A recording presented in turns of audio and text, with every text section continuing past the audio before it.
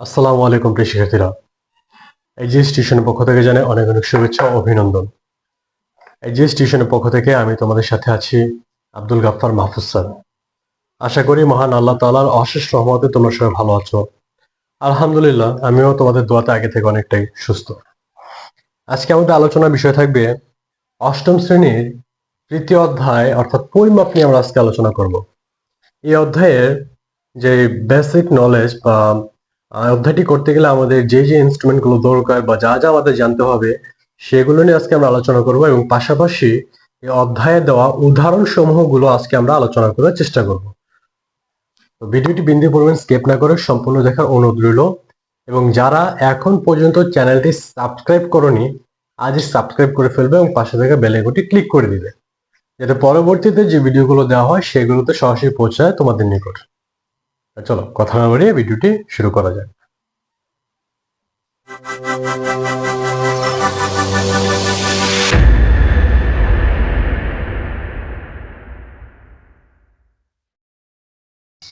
প্রিয় শিক্ষার্থীরা, আমাদের এই চ্যাপ্টারটি করার পূর্বে এই চ্যাপ্টারটি সম্পর্কে আমার ধারণা রাখতে হবে আসলে পরিমাপ জিনিসটা কি। পরিমাপ বলতে আমরা কি বুঝি? পরিমাপ বলতে আমরা যা বুঝি তা হচ্ছে কোনো কিছুর পরিমাণ নির্ণয় করাই হচ্ছে আমাদের পরিমাপ। আমি আবার বলছি, কোনো কিছুর বা কোনো জিনিসের বা যে কোনো একটা জিনিস হতে পারে, এটা তরল বায়বীয় হতে পারে বা কঠিন হতে পারে, যাই হোক যে কোনো জিনিসের বা যে কোনো বস্তুর পরিমাণ নির্ণয় করারকেই পরিমাপ বলে। আচ্ছা, এখন এটাকে পরিমাপ করার জন্য বা পরিমাণ নির্ণয় করার জন্য আমাদের কিছু সুনির্দিষ্ট একক রয়েছে বা কিছু একক আমাদের জানা দরকার বা আমাদের জানতে হবে। তোমাদের পাঠ্য বই অর্থাৎ তোমাদের যে ক্লাস 8 এর বা অষ্টম শ্রেণীর যে পাঠ্য বই, এই পাঠ্য বইয়ের 29 পৃষ্ঠা থেকে 37 পৃষ্ঠা পর্যন্ত, আমি আবার বলছি 29 পৃষ্ঠা থেকে 37 পৃষ্ঠা পর্যন্ত বেশ কিছু একক দেওয়া আছে। এগুলো আমাদের এট ফার্স্ট আমাদের মেমোরাইজ করতে হবে বা আমাদের মুখস্থ করতে হবে, আমাদের জানতে হবে এগুলো। এখন প্রশ্ন হচ্ছে এগুলো আমরা কেন জানবো? তুমি যে এই অধ্যায় করলে যে তুমি এই সবগুলো এই একক তুমি ব্যবহার করতে পারবে সেটা কিন্তু তা না। আমরা যখন বড় ক্লাসে উঠবো বা যখন আমরা 9-10-এ যখন উঠবো তখন আমাদের এই এককগুলো খুবই আমাদের দরকার লাগবে বা খুবই গুরুত্বপূর্ণ 9-10-এর জন্য। তো এখন থেকে আমাদের বেসিকটা যদি আমরা স্ট্রং করতে পারি সেক্ষেত্রে ক্লাস 9 অথবা ক্লাস 10-এ গেলে আমাদের কোনো সমস্যা হবে না ইনশাআল্লাহ। তো যাই হোক, এখানে বেশ কিছু একক দেওয়া আছে যেগুলো তোমরা তোমাদের নিজের মতো করে বা তোমরা বাসায় পৃষ্ঠা 29 থেকে পৃষ্ঠা 37 পর্যন্ত তোমাদের যে এককগুলো দেওয়া আছে এগুলো তোমরা করে ফেলবে। ওকে, এখন আমরা আমাদের উদাহরণে চলে যাব। ঠিক আছে, উদাহরণ 1 আমাদের বলা হচ্ছে, উদাহরণ 4 সরি, তোমাদের পাঠ্য বইয়ের 35 পৃষ্ঠা উদাহরণ 4। এখানে বলা হচ্ছে 1 ইঞ্চি সমান 2.54 সেন্টিমিটার এবং 1 একর সমান 4840 বর্গ গজ। তাহলে 1 একর সমান কত বর্গ মিটার? দেখো এখানে প্রশ্নটা করছে, একটু চিন্তা করে দেখো। এক এক ইঞ্চি, 1 ইঞ্চি সমান হচ্ছে 2.54 সেন্টিমিটার। আচ্ছা, তারপরে বলছে কি 1 একর সমান হচ্ছে 4840 বর্গ গজ যদি হয়ে থাকে তাহলে 1 একর সমান কত বর্গ মিটার? এখানে কিন্তু আমার বর্গ মিটারে কোনো কিছু দেওয়া নেই, আমাকে বর্গ মিটারটা বের করতে হবে। কার মাধ্যমে বের করতে হবে? এই যে আমাদের ইঞ্চি দেওয়া আছে, আমাদের 1 গজ দেওয়া আছে, এগুলো থেকে আমাদের বর্গ মিটারটা আমাদের বের করতে হবে। তো চলো আমরা এটাকে সমাধান করি। দেখো উদাহরণ 4,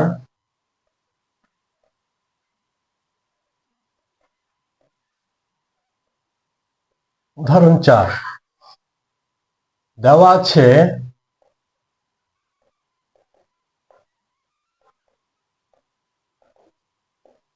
1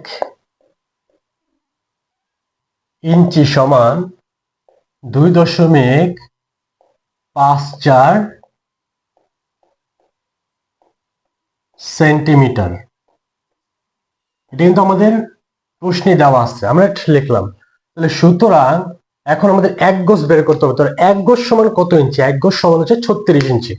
তোমরা যখন এই যে এককগুলো পড়বে তখনই তোমরা এগুলো জানতে পারবে যে 1 গজ সমান কত ইঞ্চি বা কত ইঞ্চিতে 1 গজ সেগুলো।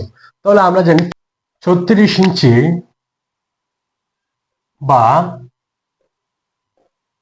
1 গজ সমান কত হবে আমাদের? তাহলে বেশি, তাহলে 36 গুণ 2.54, এটা হচ্ছে সেন্টিমিটার।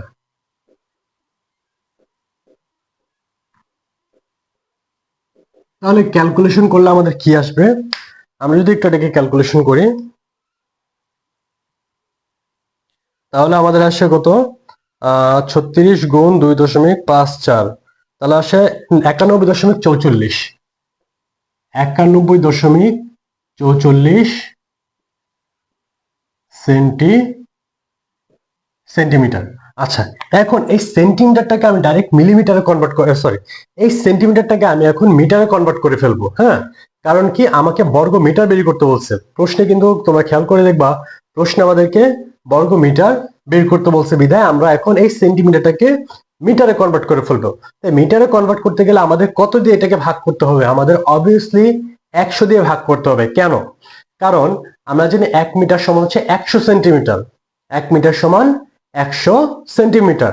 তাহলে এখন এটাকে যদি আমি 100 দিয়ে ভাগ দেই, তাহলে 91.44 ডিভাইডেড বাই 100 সেন্টিমিটার, তাহলে সেক্ষেত্রে আমাদের কত আসবে?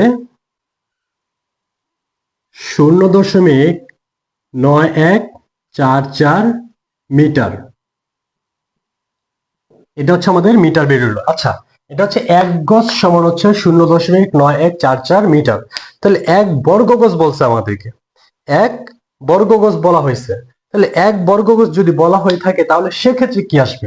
তাহলে 1 বর্গ গজ সমান 0.9144 স্কোয়ার বর্গ মিটার।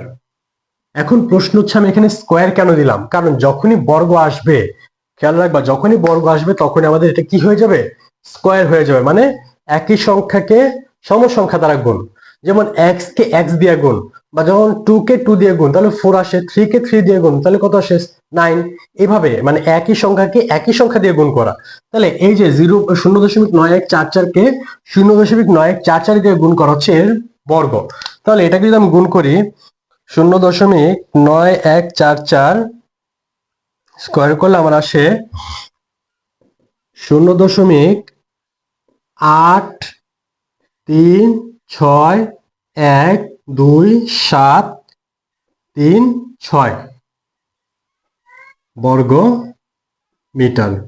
অর্থাৎ 0.9144 কে যদি আমি স্কোয়ার করি বা বর্গ করি, সেক্ষেত্রে আমার আসবে 0.83612736 বর্গ মিটার। ক্লিয়ার? আচ্ছা, তাহলে 1 বর্গ গজ সমান যদি আমাদের 0.83612736 বর্গ মিটার হয়, তাহলে 1 একর সমান কত ছিল? 1 একর সমান ছিল আমাদের কত? 4840 বর্গ গজ। 1 একর সমান ছিল 4840 বর্গ গজ। বর্গ গজ, তাহলে 1 বর্গ গজ সমান যদি এটা আসে, তাহলে 4840 বর্গ গজ সমান কত বর্গ মিটার আসবে? তাহলে সুতরাং 4840 বর্গ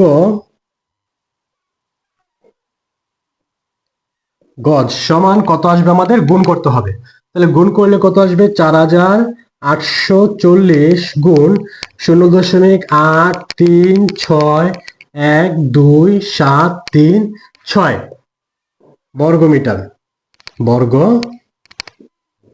মিটার। তাহলে এখন তুমি গুণ করে দাও। তাহলে এটার সাথে যদি আমি গুণ করি 4840, তাহলে সেক্ষেত্রে আমার আছে 4046.85 বা 86। তাহলে আমরা এখানে লিখতে পারি কি 4046.86 বর্গ মিটার। অতএব অতএব আমার উত্তরটা কি দাঁড়ায়? অতএব অতএব 1 একর সমান হচ্ছে কত? 4046.86 বর্গ মিটার। এটা হচ্ছে আমাদের অ্যান্সার। শিক্ষার্থীরা, আশা করি তোমরা অঙ্কটি বুঝতে পেরেছো। আমি তোমাদের বোঝার সুবিধার্থে আমি আরো একবার এটাকে আমি সমাধান করে দিচ্ছি, ইনশাআল্লাহ তোমরা ক্লিয়ার হয়ে যাবে। দেখো, আমাদের প্রশ্নে বলা হয়েছে কি 1 ইঞ্চি সমান 2.54 সেন্টিমিটার। 1 গজ সমান হচ্ছে আমাদের কত? 1 একর সমান হচ্ছে 4840 বর্গ গজ। যদি হয়ে থাকে তাহলে 1 একর সমান কত বর্গ মিটার সেটা বের করতে বলছে। তাহলে আমরা কি লিখলাম? এটা হচ্ছে দেওয়া আছে, এটা আমাদের প্রশ্নে দেওয়া আছে, আমরা যা আছে তা লিখলাম এখানে। ওকে, আচ্ছা, তাহলে আবার এই যে 36 ইঞ্চি আমরা কোথা থেকে পেলাম? 36 ইঞ্চি পেলাম হচ্ছে আমাদের ওই যে এককগুলো দেওয়া আছে, পৃষ্ঠা 29 থেকে পৃষ্ঠা 37 পর্যন্ত যে একক, পৃষ্ঠা 29 থেকে পৃষ্ঠা 34 পর্যন্ত যে বক্স গুলো দেওয়া আছে বা 35 পর্যন্ত যে বক্স গুলো দেওয়া আছে সেখানে তুমি পেয়ে যাবা। আচ্ছা, তাহলে 1 বর্গ গজ সমান হচ্ছে 36 ইঞ্চি। তাহলে আমাদের তো ফার্স্ট ইঞ্চি দেওয়া ছিল, সেখান থেকে আমি 1 বর্গ গজের মানটাকে বের করলাম। তাহলে 1 বর্গ গজের মান হচ্ছে আমাদের 91.44 সেন্টিমিটার। এখন এই সেন্টিমিটারটাকে মিলিমিটারে কনভার্ট করে ফেলছে এই যেটাকে। হ্যাঁ, কেন? কারণ আমরা জানি কি সাইড নোট এখানে লিখতে পারি, যেহেতু এক 1 মিটার সমান 100 সেন্টিমিটার। ওকে, আচ্ছা, ক্যালকুলেশন করলে আমাদের এই মানটা বের হয় কত? 0.9144 মিটার। আচ্ছা, তাহলে এখন 1 বর্গ গজ, এই যে 1 গজ সমান যদি আমাদের 0. বা 1 গজ সমান যদি আমাদের 0.9144 মিটার বের হয়, তাহলে 1 বর্গ গজ সমান কি আরো বেশি বের হবে? তো সেক্ষেত্রে 1 বর্গ গজ সমান হচ্ছে কত আমাদের? যদি 0.9144কে আমি স্কোয়ার করে দিই বা বর্গ করে দিই, সেক্ষেত্রে আমাদের আসবে 0.83612736 বর্গ মিটার। ওকে, এটা আসলে আমাদের। তাহলে সুতরাং 4840 বর্গ গজ, যেটা আমাদের প্রশ্নে দেওয়া আছে 1 একর সমান 4840 বর্গ গজ, তাহলে 4840 বর্গ গজ সমান কত বর্গ মিটার? যদি আমি এই যে 0.83612736 এই বর্গ মিটারের সাথে আমি যদি 4840কে যদি আমি গুণ দিয়ে দেই, সেক্ষেত্রে আমাদের যে মানটা আসবে অর্থাৎ 4046.86 বর্গ মিটার, এটাই হচ্ছে আমাদের 1 একরের মান। অতএব 1 একর সমান, অতএব কি এই যে 1 একর, যেটা আমাদের প্রশ্নের অ্যান্সার চেয়েছে, 1 একর সমান হচ্ছে আমাদের কত? 4046.86 বর্গ মিটার। আশা করি তোমরা অঙ্কটি বুঝতে পেরেছো। তারপর যদি তোমাদের কোনো কনফিউশন থাকে আমার সাথে কন্ট্যাক্ট করবে, আমি তোমাদেরকে ইনশাআল্লাহ আরো বিস্তারিত বুঝিয়ে দেওয়ার চেষ্টা করব। বাট এট ফার্স্ট আমাদেরকে বেসিকটা জানতে হবে। হ্যাঁ, বেসিক যদি তোমার ক্লিয়ার না থাকে তাহলে তুমি কখনোই ম্যাথ বা ম্যাথমেটিক্স বা ম্যাথ রিলেটেড সাবজেক্ট করে তুমি কখনোই মজা পাবে না বা তুমি করতে পারবে না। হ্যাঁ, তুমি করতে পারবা, কিন্তু এটার যে ফিল বা এটার যে মজাটা তুমি সেটা পাবা না কখনোই। তা আশা করি তোমরা অঙ্কটি বুঝতে পেরেছো। সুপ্রিয় শিক্ষার্থীরা, এখন আমরা আমাদের পরবর্তী উদাহরণ অর্থাৎ উদাহরণ 5-এ চলে যাব। উদাহরণ 5 আমাদেরকে বলা হয়েছে জাহাঙ্গীরনগর বিশ্ববিদ্যালয় ক্যাম্পাস এলাকা 700 একর, একে নিকটতম পূর্ণ সংখ্যক হেক্টরে প্রকাশ করো। আমি আবার বলছি, জাহাঙ্গীরনগর বিশ্ববিদ্যালয় ক্যাম্পাসের, জাহাঙ্গীরনগর বিশ্ববিদ্যালয় বা জাহাঙ্গীরনগর ইউনিভার্সিটি বাংলাদেশের একটা রিনাউন্ড একটা ইউনিভার্সিটি, পাবলিক ইউনিভার্সিটি, পাবলিক বিশ্ববিদ্যালয়, মানে গভর্নমেন্ট স্বীকৃত বা গভর্নমেন্ট আন্ডারে এটা আছে। পাবলিক ইউনিভার্সিটি, সবার একটা স্বপ্ন থাকে এই ইউনিভার্সিটিতে পড়াশোনা করার। যাই হোক, এই জাহাঙ্গীরনগর ইউনিভার্সিটির বা জাহাঙ্গীরনগর বিশ্ববিদ্যালয়ের ক্যাম্পাস এলাকা, যে ক্যাম্পাসটা মানে সম্পূর্ণ এলাকা যেটা, সেটা হচ্ছে 700 একর। এখন প্রশ্ন হচ্ছে একে নিকটতম পূর্ণ সংখ্যক হেক্টরে প্রকাশ করো। নিকটতম মানে সর্বোচ্চ কাছের যে হেক্টর আছে, হেক্টর সংখ্যাতে প্রকাশ করতে বলছে আমাদের। এই যে তোমাদেরকে আমি যে কথা বললাম, অর্থাৎ এই চ্যাপ্টারের শুরুতে যে বক্সগুলো বা এককগুলো আমাদের দেওয়া আছে, সেগুলো তুমি যদি ভালো মতো মেমোরাইজ করতে পারো বা ভালো মতো যদি পড়তে পারো, তখনই তুমি এটা ক্লিয়ার করতে পারবা বা এই অঙ্কগুলো তুমি দেখলেই করে ফেলতে পারবা। হ্যাঁ, ম্যাথ মুখস্থ করার জিনিসটা, এটা তুমি এটা হচ্ছে ফেল করবা বা এটা হচ্ছে তুমি মাথায় করবা, তোমার যখন হয়ে গেছে বাকি তুমি খাতায় তুলে দিবা, ইনশাল্লাহ তুমি নাম্বার পেয়ে যাবা। এখন দেখো আমাদের এটা করার যে কৌশলটা, এখন আমাদের জানতে হবে কত একরে 1 হেক্টর, কত একরে 1 হেক্টর। 1 হেক্টর 2.47 একর সমান হচ্ছে 1 হেক্টর। আমি আবার বলছি, 2.47 একরে হচ্ছে 1 হেক্টর। তাহলে আমরা এখানে লিখি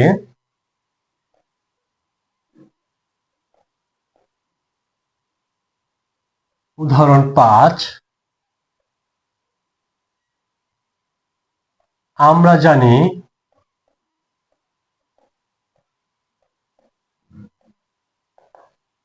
2.47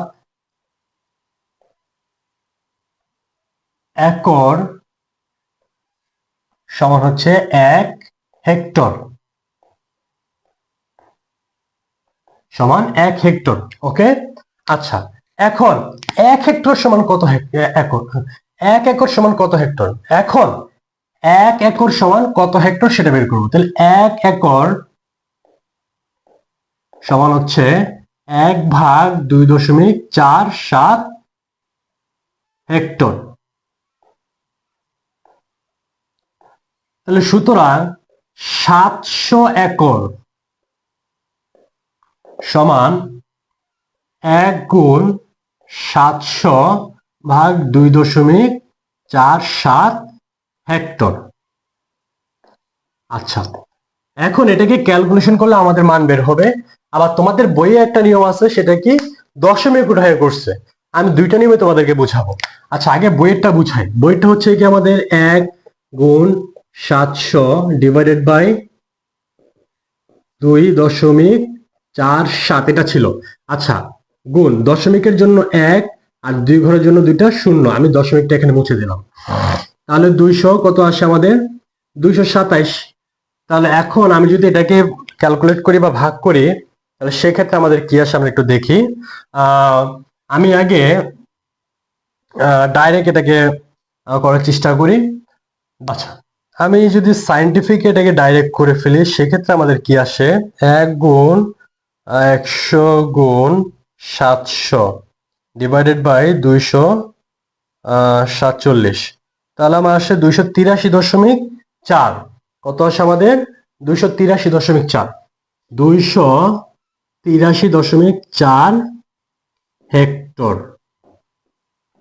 আচ্ছা, এখন এটা কি পূর্ণ সংখ্যা? না, এটা আমাদের পূর্ণ সংখ্যা না। তাহলে পূর্ণ সংখ্যা না হলে পূর্ণ সংখ্যা কতটুকু হবে? পূর্ণ সংখ্যা হবে আমাদের 283। অতএব অতএব বিশ্ব বিদ্যালয় এলাকা কতটুক? 283 হেক্টর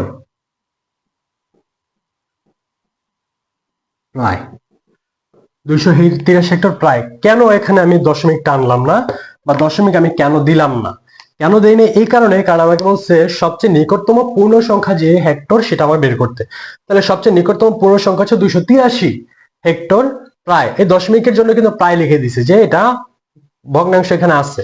আচ্ছা, আমরা সাইডে এটার যে মানে দশমিক না উঠে যে করি আমরা, সেটা একটু দেখার চেষ্টা করি। অর্থাৎ এই যে এই অংশটা দেখো, এখানে 1 × 700 / 2.47। আচ্ছা, এখন আমরা এটাকে করি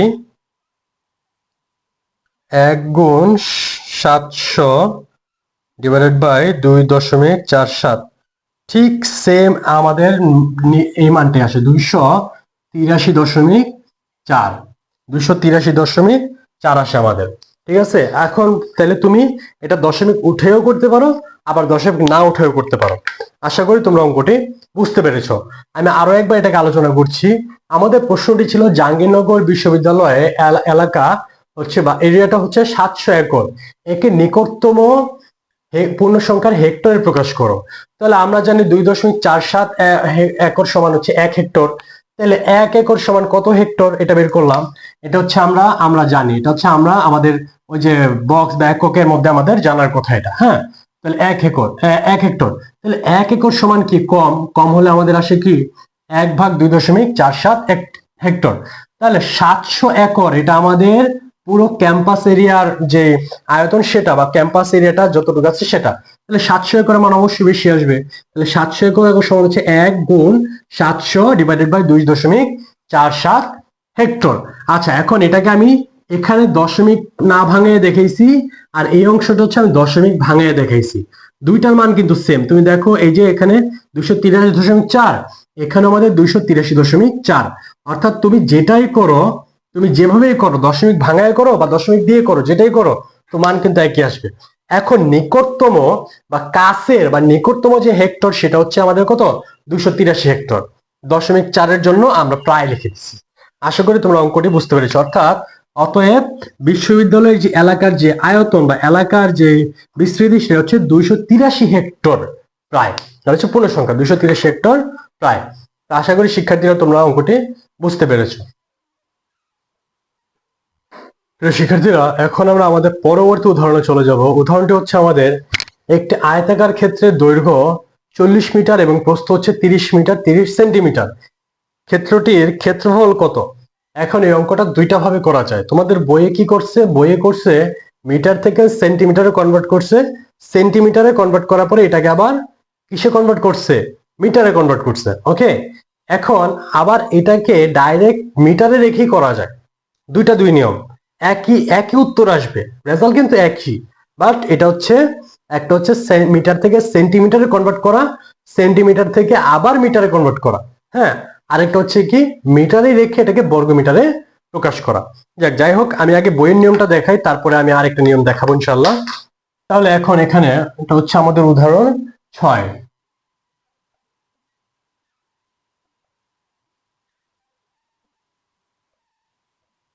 দেওয়া আছে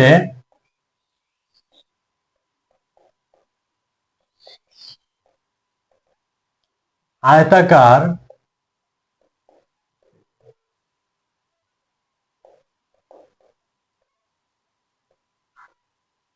ক্ষেত্রের দৈর্ঘ্য কত দেওয়া আছে আমাদের, 40 মিটার। মিটার থেকে যদি সেন্টিমিটার নিতে চাই সেক্ষেত্রে 40 গুণ 100 সেন্টিমিটার। তাহলে কত আসে আমাদের, 4000 সেন্টিমিটার। আচ্ছা, আবার আয়তাকার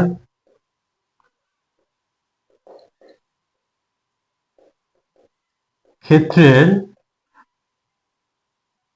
প্রস্থ, প্রস্থ হচ্ছে আমাদের 30 মিটার 30 সেন্টিমিটার।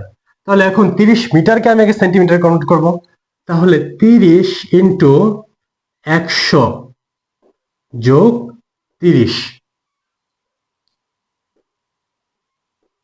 সেন্টিমিটার। ক্যালকুলেট করলে আমাদের 3000 যোগ 30, তাহলে কত আসে, 3030 সেন্টিমিটার। আচ্ছা, আমাকে বলছে ক্ষেত্রটির ক্ষেত্রফল নির্ণয় করতে। তাহলে ক্ষেত্রটির ক্ষেত্রফল নির্ণয় করার সূত্র হচ্ছে দৈর্ঘ্য গুণ প্রস্থ।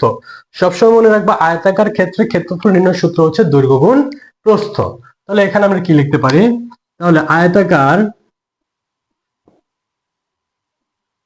আয়তাকার ক্ষেত্রের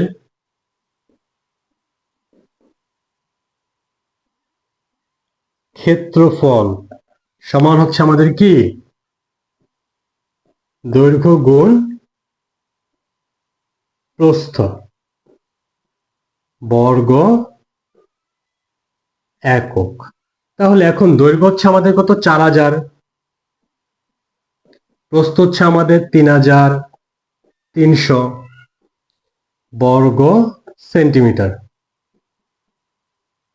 তাহলে এখন এটা যদি আমি ক্যালকুলেট করি, তাহলে ক্যালকুলেট করে দেখি কত আসে আমাদের, 4000, তাহলে আসে আমাদের 1,21,20,000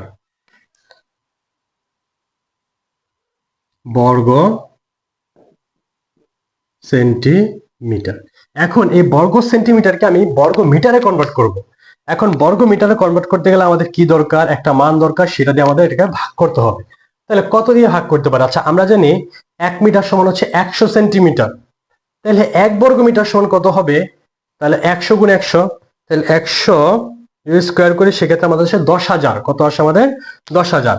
তাহলে এই বর্গ সেন্টিমিটারটাকে আমি তোমাদেরকে আরেকটু ক্লিয়ার করে দিচ্ছি। সাইডে আমি এটা একটু ক্লিয়ার করি, সাইড নোটে দেখো, এটা হচ্ছে অতিরিক্ত মানে তোমাদের বোঝানোর জন্য। দেখো 1 মিটার, 1 মিটার যদি আমাদের 100 সেন্টিমিটার যদি হয়ে থাকে, তাহলে 1 বর্গ মিটার সমান কত হবে, 100 স্কোয়ার বর্গ সেন্টিমিটার। তাহলে 100 স্কোয়ার আসে আমাদের 10,000। 100 স্কোয়ার কত আসে আমাদের 10,000। তাহলে এখন এই যে 1,21,000 1,21,20,000কে আমি যদি 10,000 ভাগ দিই, 10,000 দিয়ে ভাগ দিলে আমাদের ওই মান আসল মানটা বের হবে। তাহলে এখন আমরা কি লিখতে পারি এখানে? এখন আমরা লিখতে পারি 1,21,20,000 ভাগ কত আমাদের 10,000। 10,000 বর্গ মিটার লিখবো এখানে, বর্গ মিটার। আচ্ছা, এখন এখানে সাইড নোট আমরা লিখতে পারি যেহেতু 10,000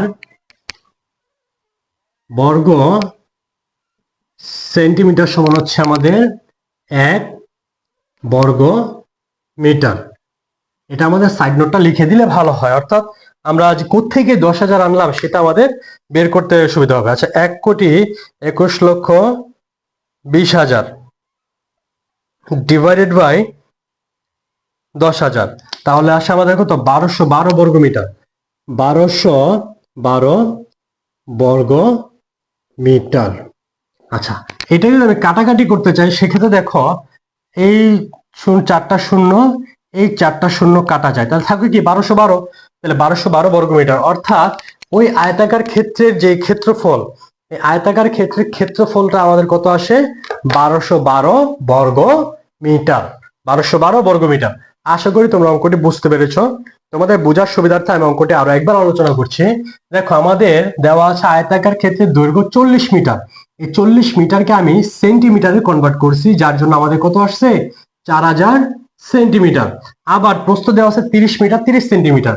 এই 30 মিটার 30 সেন্টিমিটারকে আমি মিটারে সেন্টিমিটারে কনভার্ট করতে আমার আসছে কত 3,300 সেন্টিমিটার। আচ্ছা, এটা হচ্ছে আমাদের সূত্র যে আয়তাকার ক্ষেত্রে ক্ষেত্রফল সমান দৈর্ঘ্য গুণ প্রস্থ বর্গ একক। এটা হচ্ছে আমাদের মেইন সূত্র, এটা হচ্ছে আমাদের সূত্র। হ্যাঁ, এটা হচ্ছে আমাদের সূত্র। আচ্ছা, সূত্র অনুযায়ী মান বসালে আমাদের আসে কত, একটা মান আসলো, মানটা হচ্ছে 1,21,20,000 বর্গ সেন্টিমিটার। এই বর্গ সেন্টিমিটারকে আমি বর্গ মিটারে কনভার্ট করেছি। হ্যাঁ, বর্গ মিটারে কনভার্ট করতে গেলে আমাদের কি আসবে, বর্গ মিটারে কনভার্ট করতে গেলে আমাদের 10,000 দিয়ে ভাগ করতে হবে। এখন 10,000 আমি কোত্থেকে পেলাম, দেখো ওই যে সাইডে লিখে দিচ্ছি 1 মিটার সমান হচ্ছে 100 সেন্টিমিটার। তাহলে 1 বর্গ মিটার সমান কি 100 দ্বিগুণ, মানে 100 কে স্কোয়ার করতে হবে। 100 কে স্কোয়ার করলে আমাদের আসে 10,000 বর্গ সেন্টিমিটার। তো এই যে এই বর্গ সেন্টিমিটারটাকে আমি যদি 10 দিয়ে ভাগ দিই সেক্ষেত্রে আমার আসে 1,212 বর্গ কত বর্গ মিটার। তাহলে এই হচ্ছে 1,212 বর্গ মিটার হচ্ছে আমার অ্যান্সার। 1,212 বর্গ মিটার হচ্ছে আমাদের অ্যান্সার। আচ্ছা, এটা গেল আমাদের অর্থাৎ বইয়ের নিয়ম, অর্থাৎ সেন্টিমিটার এবং মিটারকে সেন্টিমিটারে কনভার্ট করে আমরা করলাম। আচ্ছা, আমি যদি এখন এটাকে যদি শুধু আমি মিটারে রেখেই করি সেক্ষেত্রে আমার কি আসে। আচ্ছা, আমি একটু বুঝাই দিই। দৈর্ঘ্য হচ্ছে আমাদের 40 মিটার আর প্রস্থ 30.3 মিটার। আচ্ছা, 30.3 মিটার কেন আসলো? দেখো আমার এখানে ছিল 30 মিটার 30 সেন্টিমিটার, 30 মিটার 30 সেন্টিমিটার, যার জন্য আমি পুরাটাকে মিটারে নিয়ে আসছি। হ্যাঁ, পুরাটাকে মিটারে নিয়ে আসার কারণে, বা তুমি 30 সেন্টিমিটারকে যদি 100 দিয়ে ভাগ দাও, যেমন 30 ভাগ 30 ভাগ 100, তাহলে আসলে আমার 0.3 0.3 বা 0.3, এর সাথে যদি আমি 30 যোগ করি সেক্ষেত্রে আমার আসে 30.3 সেন্টিমিটার, 30.3 মিটার। আচ্ছা, এই দুইটাই হচ্ছে আমাদের মিটার। এখন আমি যদি দৈর্ঘ্য গুণ প্রস্থ করি তাহলে দৈর্ঘ্য গুণ প্রস্থ সমান হচ্ছে 40 গুণ 30.3 বর্গ মিটার। তাহলে এখন 40 গুণ 30.3 বর্গ মিটার যদি গুণ দেই সেক্ষেত্রে কত হবে 40 গুণ 30.3, তাহলে আমাদের ঠিক একই অঙ্কটা আসে আমাদের 1,212 বর্গ মিটার। অর্থাৎ সেম, অর্থাৎ এটার উত্তর যা আসছে, এই যে 1,212 বর্গ মিটার যা আসছে এখানে উত্তর তাই আসছে। একই, তুমি চাইলে ডাইরেক্ট মিটারেও করতে পারো, আবার চাইলে তুমি মিটার থেকে সেন্টিমিটার বের করে সেন্টিমিটারটাকে পরবর্তীতে আবার মিটারে কনভার্ট করতে হবে, তুমি এই নিয়মে করতে পারো। অর্থাৎ একটা অঙ্ক করার জন্য তো শুধু একটা নিয়ম না, এরকম আরো হিউজ অনেক নিয়ম আছে। সেই নিয়মগুলো তোমার কাছে যেটা ইজি মনে হয়, তোমার কাছে যেটা একবার ইজিয়েস্ট ওয়ে লাগে বা ইজিয়েস্ট ওয়েতে তুমি করতে পারো, সেটা তুমি ফলো করবা। আশা করি তোমরা অঙ্কটি বুঝতে পেরেছো। আমি সাইড বাই সাইড দুইটাই দেখানোর চেষ্টা করছি। এটা যদিও আমি বড় করিনি, আমি তোমাদেরকে একটা বেসিক ধারণা দেওয়ার জন্য বা তোমাদেরকে একটা ভালো একটা ধারণা দেওয়ার জন্য আমি সাইডে এটা করে দেখিয়েছি। আশা করি তোমরা অঙ্কটি বুঝতে পেরেছো। সুপ্রিয় শিক্ষার্থীরা, আজকে আর নয়, আজকে যে কয়টা উদাহরণ আমরা আলোচনা করেছি, ইনশাআল্লাহ আগামী ক্লাসে আমরা আয়তন রিলেটেড উদাহরণগুলো আলোচনা করব। তো আশা করি ভিডিওটি তোমরা বুঝতে পেরেছো, অর্থাৎ যে কয়টা অঙ্ক আজকে আলোচনা করা হয়েছে তোমরা সবগুলো অঙ্ক বুঝতে পেরেছো। যদি তোমাদের কোথাও কোনো কনফিউশন থাকে অবশ্যই আমার সাথে যোগাযোগ করবে, আমি তোমাদেরকে ইন ডিটেলস আরো ভালো মতো বুঝিয়ে দেওয়ার চেষ্টা করব। তাহলে তোমাদের কাছে একটা অনুরোধ, ভিডিওটি সম্পূর্ণরূপে দেখার, এবং যারা এখন পর্যন্ত চ্যানেলটি সাবস্ক্রাইব করনি আজই সাবস্ক্রাইব করে ফেলবে এবং পাশে থেকে বেল আইকনটি ক্লিক করে দিবে, যেটা পরবর্তীতে যে ভিডিওগুলো দেওয়া হয় সেগুলোতে সরাসরি পৌঁছায় তোমাদের নিকটে। তো পরিশেষে মহান আল্লাহ তাআলার কাছে তোমাদের সকলের জন্য দোয়া করে আমি আব্দুল গাফফার মাহফুজ স্যার তোমাদের কাছ থেকে আজকে এখানে বিদায় নিচ্ছি। আসসালামু আলাইকুম রহমতুল্লাহি ওয়া বারাকাতুহু।